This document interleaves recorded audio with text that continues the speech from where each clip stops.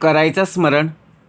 गुरुर्ब्रह्मा गुरुर्विष्णू गुरुर्देहो महेश्वरः श्री सद्गुरु साक्षात परब्रह्म तस्मै श्री सद्गुरुवे नमः. जय जय रघुवीर समर्थ. जय जय रघुवीर समर्थ. श्रीमत श्री दासबोध दशक 12वा विवेक वैराग्य नाम. समास पहिला विमल लक्षण नाम. श्रीराम समर्थ.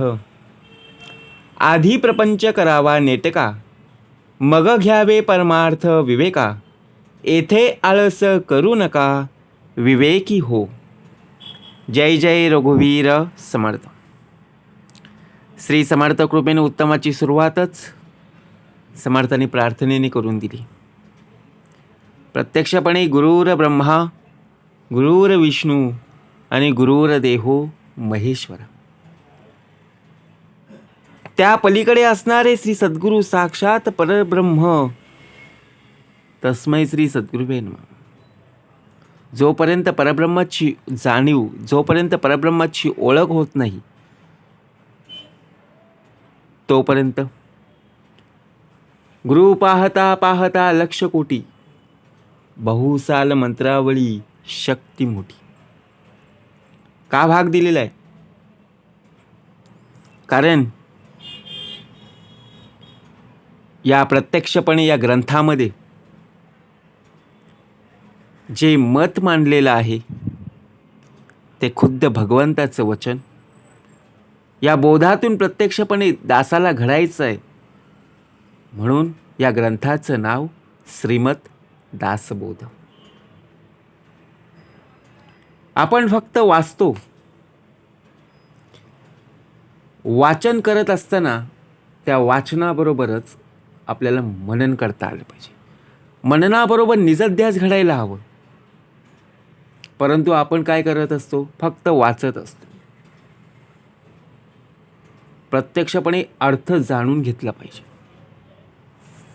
2 वेळा जय का दिलेला आहे? तर प्रत्यक्षपणे आपल्या अंतरीचा अंतरात्मा आणि आपला जो नरदेह आहे, एक जय अंतरीचा आहे आणि दुसरा म्हणजे आपल्या नरदेहाचा जय.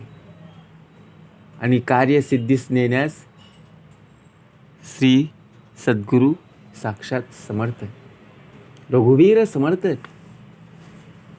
कारण खुद्द भगवंताचं वचन या ग्रंथातून या दासाला प्रत्यक्षपणे घडावं म्हणून दशक 12वा दिलेला आहे. विवेक वैराग्य नाम. आणि त्यातला समास पहिला विमळ लक्षण नाम. लक्षणं दिलीत.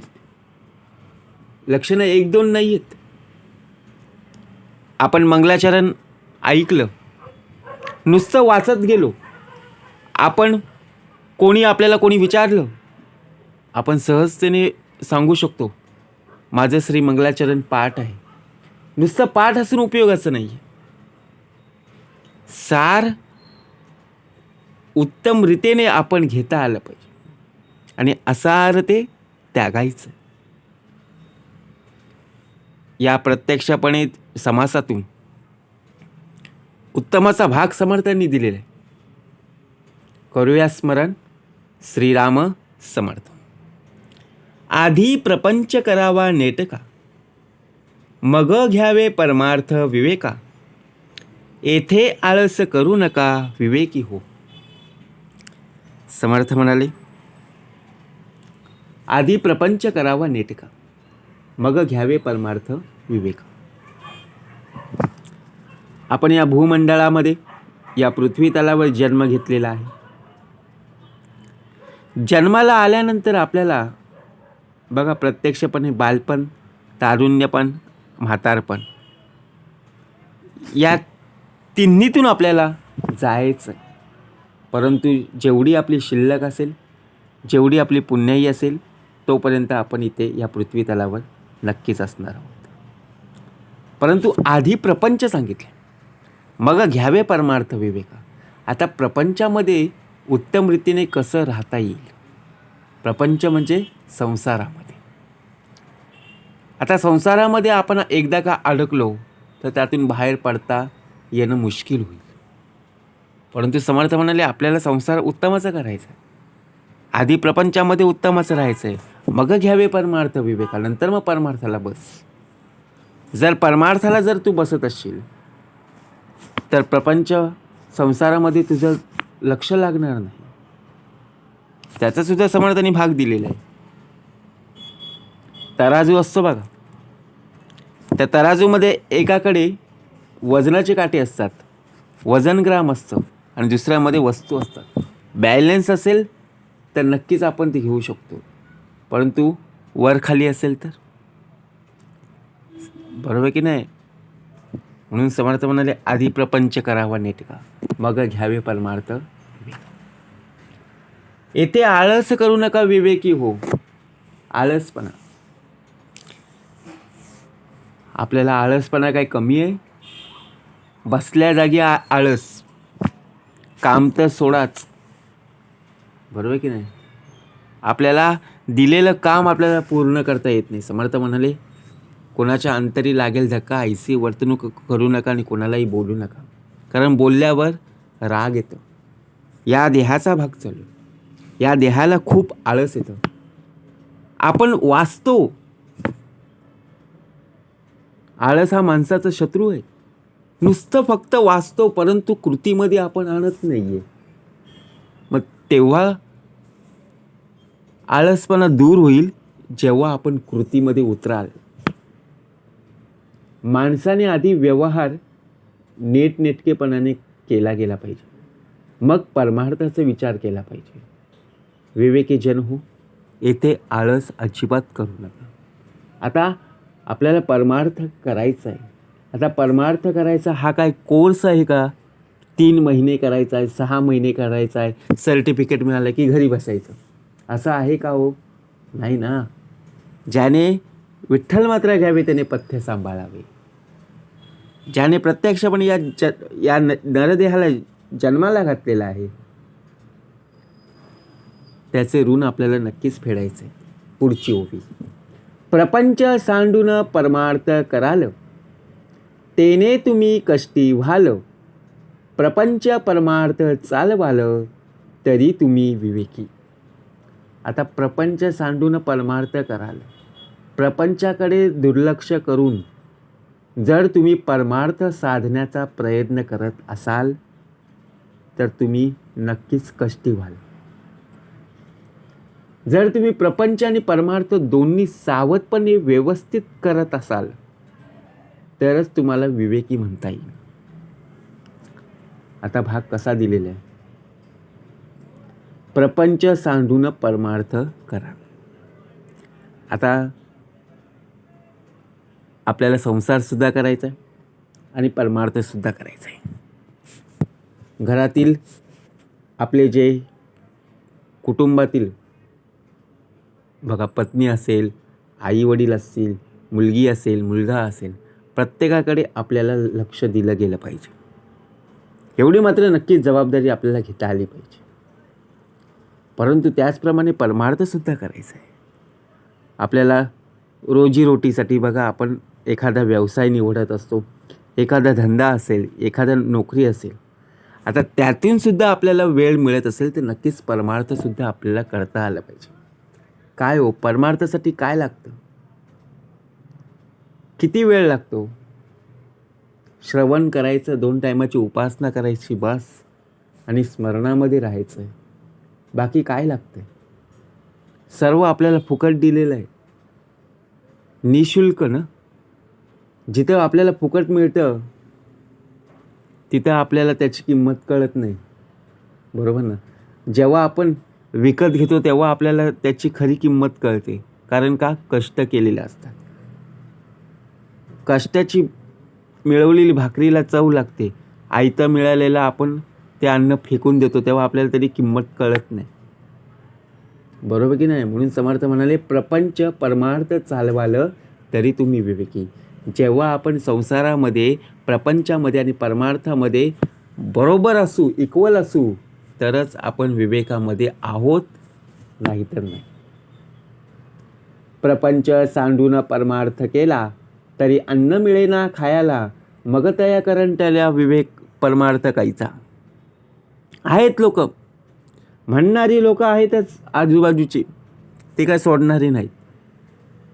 कारण द्वैताचा भाग चालू आहे, अद्वैताचा नाही. प्रपंच सांडून परमार्थ केला. आता जर समजा आपण एखाद्या, बघा, परमार्थ आपण करत असू,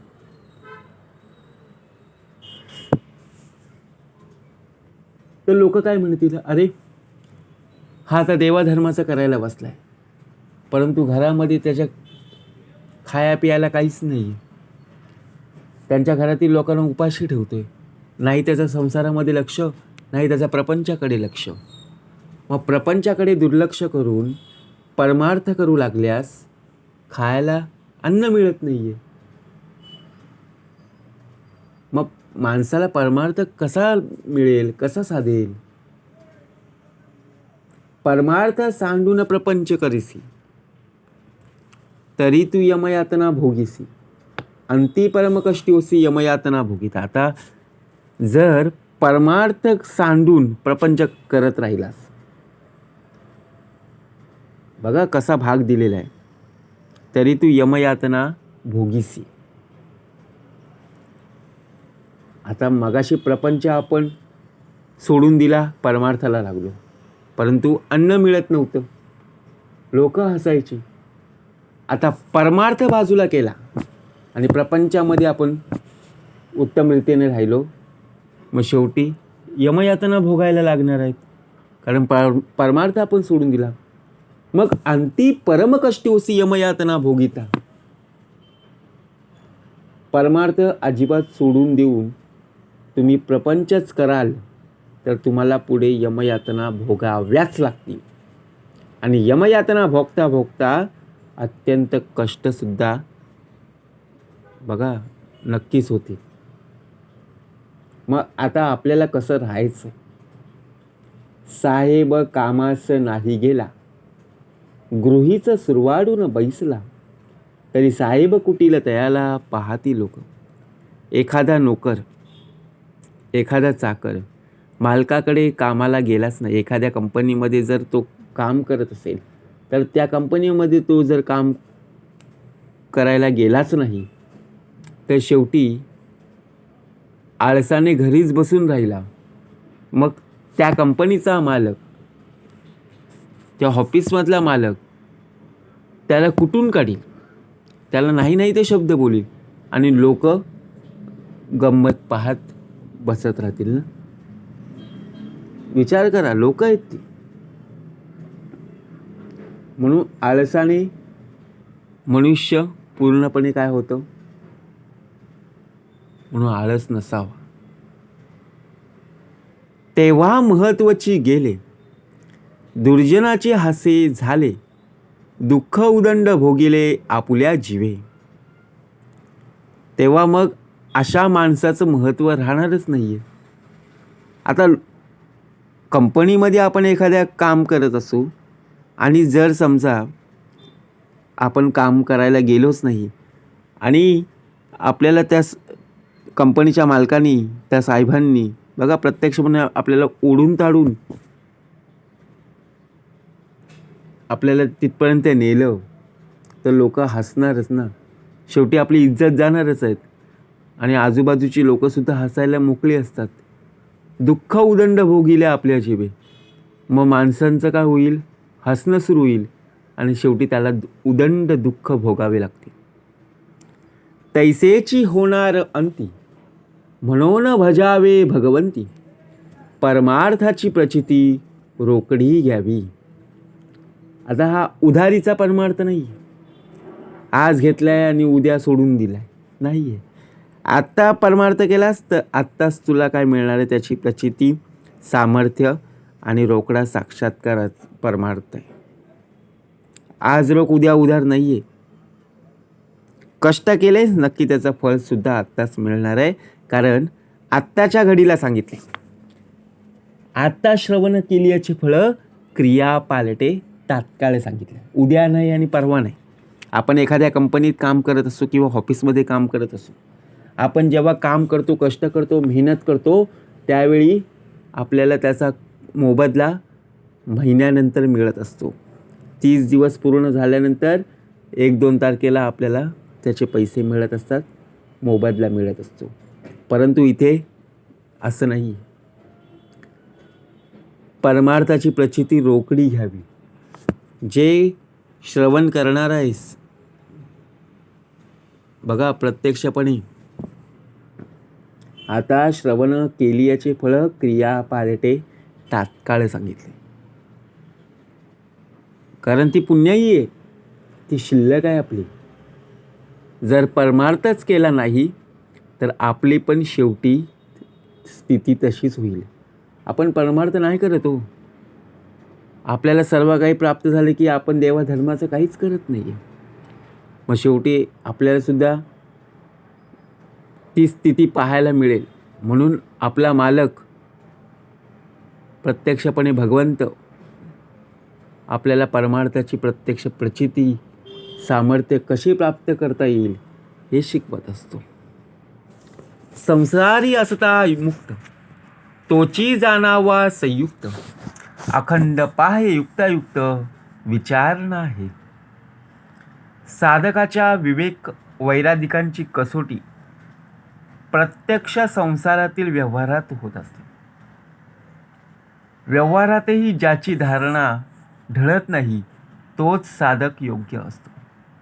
नेहमी योग्य काय आहे, अयोग्य काय आहे याचा विचार करूनच वागत असतो. म्हणजेच संसारी असता मुक्त आणि तोची जाणावा संयुक्त. आपण चांगलं काय आहे आणि वाईट काय हे शोधत बसत असतो. परंतु व्यवहारात ज्याची धारणा ढळत नाही तोच साधक योग्य होतो. प्रपंची तो सावधान, तो परमार्थ करील जाण, प्रपंची जो अप्रमाण, तो परमार्थी खोटा. जो प्रपंचात अत्यंत दक्ष असतो तोच परमार्थही नीट करू शकतो. आता प्रपंचामध्ये आपण दक्ष आहोत का हो? सावध आहेत का? नाहीये. संसारामध्ये आपण सावध नाहीये. आपण नम्रतेने कधी राहत नाहीये. आपण चाणाक्ष चतुर कधी राहत नाहीये. संसारामध्ये संपूर्णपणे आपण गाफील राहतो. मग परमार्थही नीट करू शकतो का आपण? बघा, परमार्थ करायला जेव्हा आपण जातो, श्रवण करत असताना मध्येच आपल्याला झोप लागते, बरोबर की ना? आळस पण आहे. मग ज्याला प्रपंच सावधपणे करणे जमत नाही मग त्याला परमार्थ जमू शकतच नाही ना, बरोबर की नाही? म्हणून सावधपणे प्रपंच परमार्थ चालवणे, ऐसेने करिता भोगणे नाना दुःखे. आता सावधपणा कुठे असला पाहिजे? प्रपंच परमार्थ चालव. आता प्रपंच पण चालवायचा आणि परमार्थ पण चालवायचा. आपली गाडी असते बघा, 4 व्हीलर किंवा 2 व्हीलर. आपल्या हातात स्टेरिंग असली आणि आपल्या पाठीमागे आपली कुटुंबातील सदस्य आहेत, मंडळी आहेत. आता त्यांना घेऊन आपल्याला कुठेतरी जायचं आहे, एखाद्या नातेवाईकाच्या घरी जायचं. जबाबदारी कोण घेणार हो? बरोबर की नाही? आता आपल्या हातात स्टेरिंग आहे, तर आपण जर सावधपणा जर बाळगला नाही, काय हो, बरोबर त्या जागेवर पोहोचू का? नाही ना. आणि जर समजा आपल्या हातून स्टेरिंग चुकीचं आणि त्याचप्रमाणे दोष कोणाला? म्हणून सावधपणा का असा? कारण समर्थ म्हणाले, ऐसे न करिता भोगणे नाना दुःखे. मग नाना प्रकारची दुःख येतात. मग दोष कोणाला देतो आपण? चुकी कोणाची होती हे शोधून काढलं पाहिजे. म्हणून अत्यंत सावधपणाने प्रपंच आणि परमार्थ दोन्ही सुद्धा करता आलं पाहिजे. असं जर केलं नाही तर अनेक प्रकारची दुःख शेवटी भोगावी लागतात. पडनाळी पाहून उचले, जीवसृष्टी विवेक चाले, आणि पुरुष होऊन भ्रमले, यासी काय म्हणावे. पडनाळी पाहून उचले. आता पानावरचा किडा असतो बघा, अगोदर पुढचं पाय दुसऱ्या पानावर रोवल्यावरच पाठीमागील पानाचा आधार सोडतो. आपण एका जागेवरून दुसऱ्या ठिकाणी जायचं असेल तर प्रत्यक्षपणे भगवंतांनी डोळे दिलेले आहेत, समोर रस्ता बरोबर दिलेला आहे. डोळे असून आपण आंधळ्यासारखा करत असतो. समर्थ म्हणाले, कोणाच्या अंतरी लागेल धक्का, ऐसी वर्तणूक करू नका आणि कोणालाही बोलू नका. परंतु विचार करा, आणि जेव्हा आपण चुकतो तेव्हा आपल्याला ती चूक समजून येते, तेव्हा आपण सावध रीतीने चालत असतो. आपण भ्रमात असतो, भ्रमात चालत असताना सुद्धा भ्रमात असतो. कुठल्या विचारात असतो ते आपल्यालाच माहिती. काही जण रस्त्यातून चालत असताना आहे ना बघा, शब्द पुटपुटत जातात. आपल्याला वाटतं अरे हा कोणाशी बोलत चाललेला आहे, मध्येच हसतात काय, मध्येच ओरडतात काय, असं का होत असतं. त्यांच्या चेहऱ्यावर एक प्रकारचं सुख आहे, एक प्रकारचं दुःख आहे, मध्येच राग येतं, पण ते बोलतात कोणाशी. पानावरचा किडा बघा, समर्थ म्हणाले, पशुपक्षी गुणवंत त्यास कृपा करीती समर्थ. त्यांना सांगावं लागलं काय हो, पुढे पान आहे, 2 पावलं पुढे लाग, नंतर 2 पावलं उचल, सांगायला लागलं? अजिबात नाही ना. परंतु आपल्याला सांगून सुद्धा आपण 2 काय डायरेक्ट खालीच. म्हणून माणसाला शिकवण द्यावी लागली. मनुष्य योनीलाच पूर्णपणे शिकवण आहे, बाकी कुठल्याही योनीमध्ये शिकवणीचा भाग नाही आहे. श्रवण सुद्धा कोणाला आहे का, पशुपक्ष्यांना आहे? नाही ना. पशुपक्षी गुणवंत त्यास कृपा करीती समर्थ.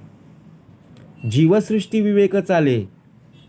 मनुष्याखेरीज इतर जीवसृष्टी सुद्धा विवेकाने वागत असते. विचार करा, काय सामर्थ्याचा भाग आहे.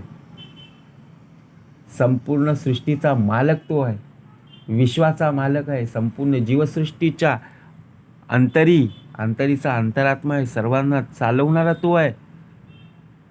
आणि पुरुष होऊन भ्रमले, यासी काय म्हणावे. ज्याला बुद्धीची विशेष देणगी आहे असा पुरुष अविवेकाने भ्रमिष्ठासारखा वागतो. दिली आहे ना बुद्धी, दिलं आहे ना डोकं, परंतु वापर करायचा नाही ना. हा ध्यासच आपण धरून ठेवलाय. कुठेतरी बुद्धीचा वापर कर. नवीन गाडी आणली आणि तशीच ठेवली, काय हो, गंजून जाते, पण वापरच करत नाही. लोकांना सांगतो आम्ही नवीन घेतली, पण चालणार कधी, चालू कधी करणार. तशीच जर ठेवून दिली, आतलं संपूर्णपणे सोडून जाईल. बरोबर की नाही. त्याचा वापर करता आला पाहिजे. एखादी नवीन गोष्ट घेतली, जर ती आपण वापरलीच नाही, यूज केली नाही, तसंच जर ठेवून दिली आणि नंतर जर पाहायला गेलो कितीतरी वर्षांनी, ती नवीन तुम्हाला वरून दिसेल, पण आतून सर्व बंद पडलेले दिसेल. कारण का, काही वस्तू इलेक्ट्रॉनिक असतात, काही वस्तू बघा कशा असतात, ज्याप्रमाणे लोखंडाचे असतात ते गंजून जातात. बरोबर की नाही. म्हणून समर्थ म्हणून पुरुष होऊन भ्रमले. दिली आहे ना बुद्धी देणे भगवंताचं कार्य आहे, परंतु बुद्धीचा वापर आपण केला गेला पाहिजे. आपला देह मनावर आणि बुद्धीवर चालणार आहे, परंतु संपूर्णपणे मन हा भ्रमिष्ठ झालेला आहे. कारण चंचल आहे ना मन, आणि त्यामुळे बुद्धीसुद्धा भ्रमिष्ठ होऊन बसली. म्हणून असावी दीर्घ सूचना, अखंड करावी चालना, पुढील होणार अनुमाना आणून सोडावे. म्हणून विवेकी माणसाच्या ठिकाणी दूरदृष्टी असावी. आणि त्याने निरंतर परिस्थितीचा अंदाज घेत विचाराने पुढे काय होणार याचा अचूक अंदाज आणि परिस्थिती जाणून घेतली पाहिजे. आता विवेक आणि अविवेक भाग समर्थांनी कसा दिला? दूरदृष्टी. आपण प्रत्येकजण लांबच्या गोष्टी करत असतो, पण जवळच्या हातातली गोष्ट निघून जाते. दूरदृष्टिकोनपणा बघा, आपण कोणाला सांगायचं असेल तर लांब लांबच्या गोष्टी करत असतो, परंतु हातातली जेव्हा संधी निघून जाते ना, जवळून निघून जाते, पण आपल्याला कळून देत नाही.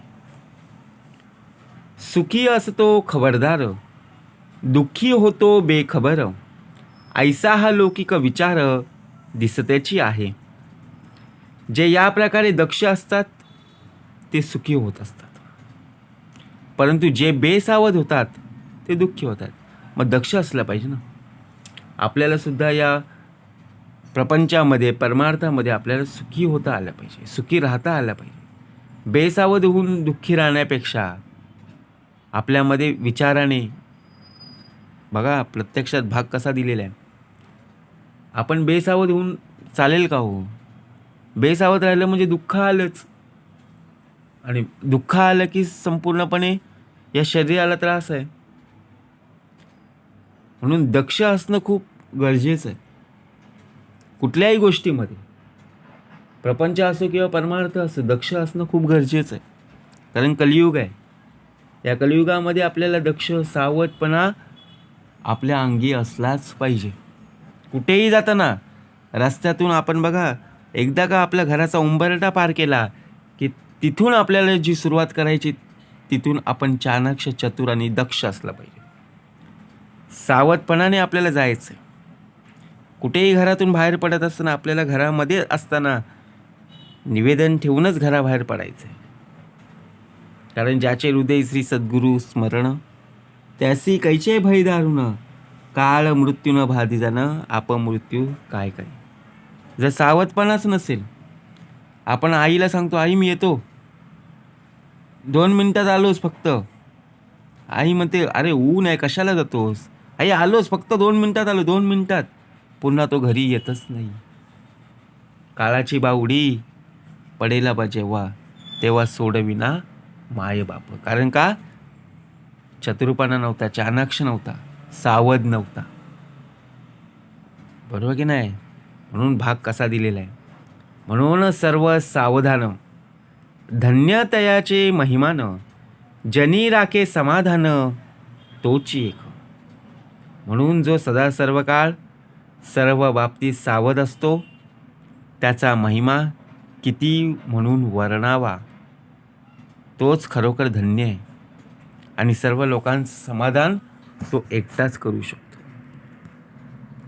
आपण सुद्धा प्रत्यक्षपणे सावध असणं खूप गरजेचं आहे.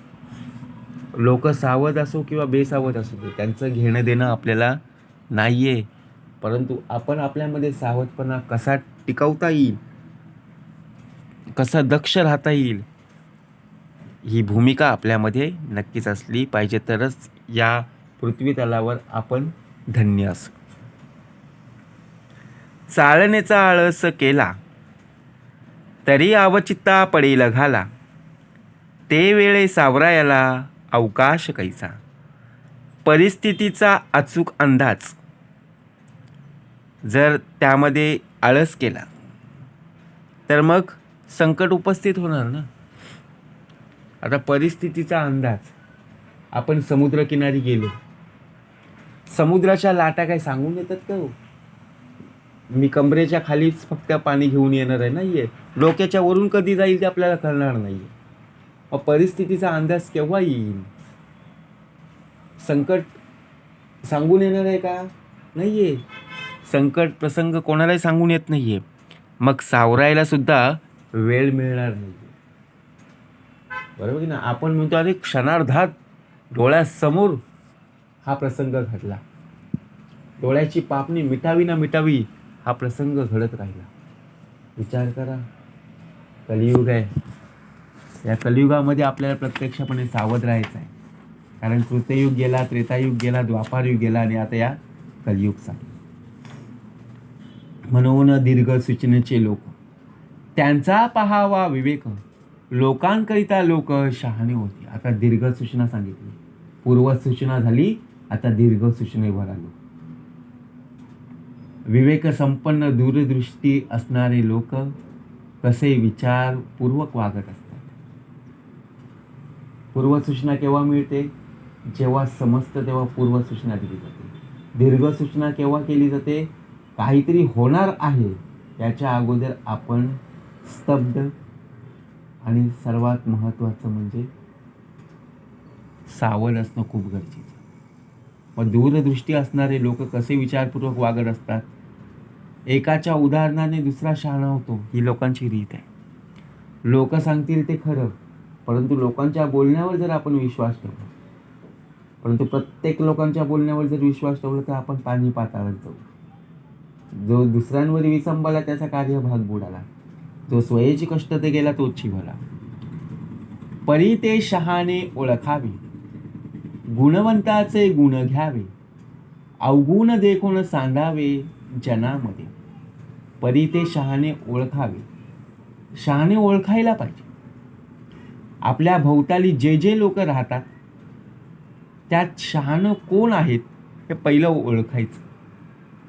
जे गुणवान आहेत त्यांचे गुण आपण नक्कीच घेतले पाहिजे, आणि लोकांमधील अवगुण जे असतील ते पाहून त्या अवगुणांचा त्याग करावा.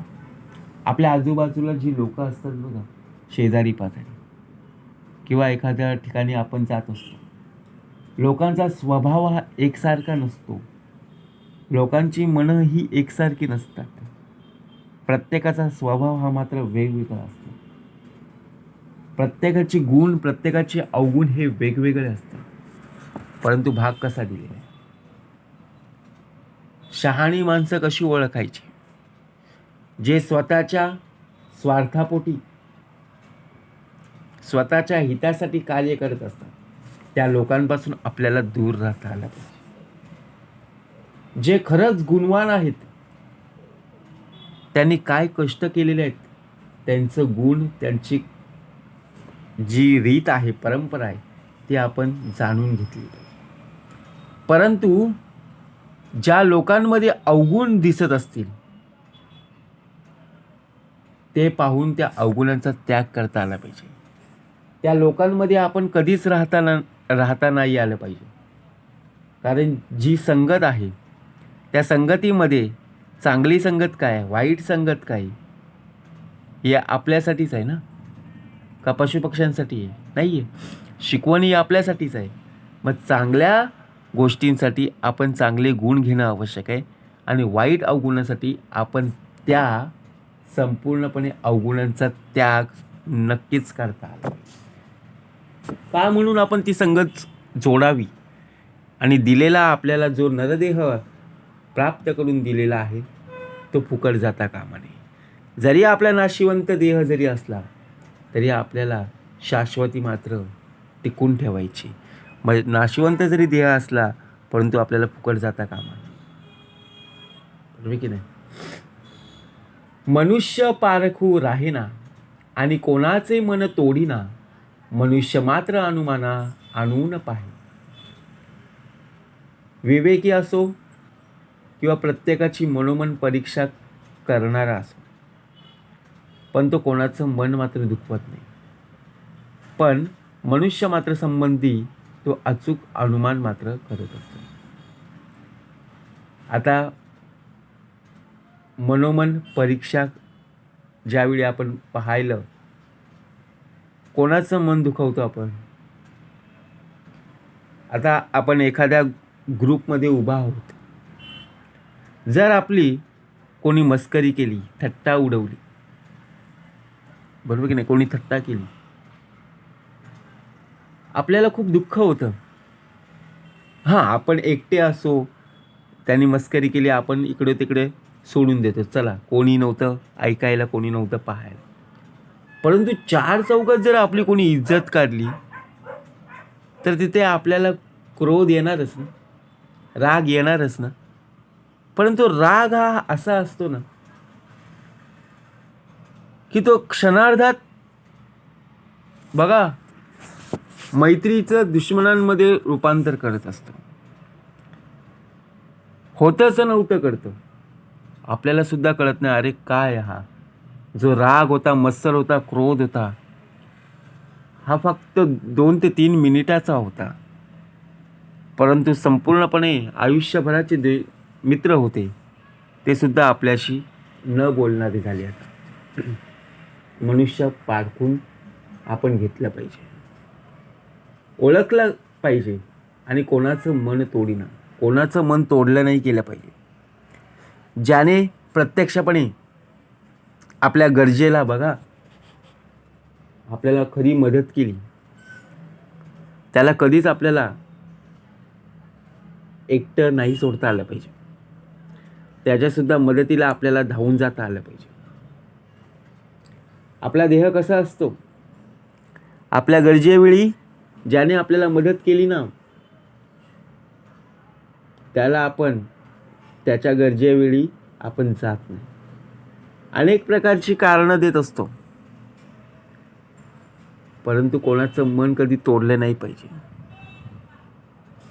ज्याला काय हवं काय नको ते नक्कीच त्याला देता आलं पाहिजे. आपल्याकडे जे काही वस्तू असेल, त्याला खरी गरज आहे तर नक्की देता आलं पाहिजे. मनुष्य मात्र अनुमाना आणू न पाहिजे, पण मनुष्य मात्र संबंधी तो अचूक अनुमान मात्र करत असतो.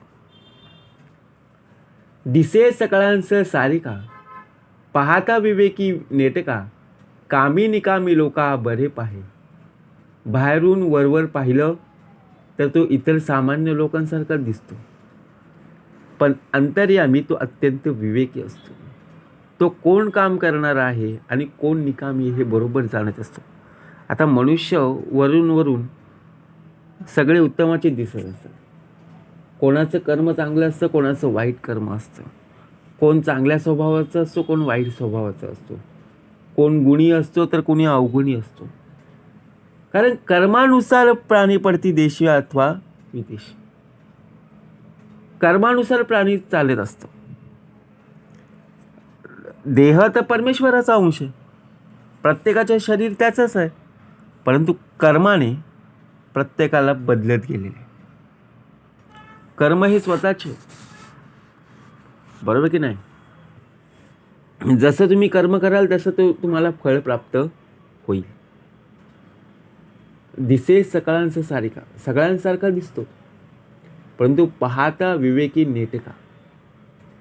बाहेरून जर वरवर पाहिले, समर्थ म्हणाले वरी वरी वैभवाचे आणि अंतरी पोतडे नरकाचे.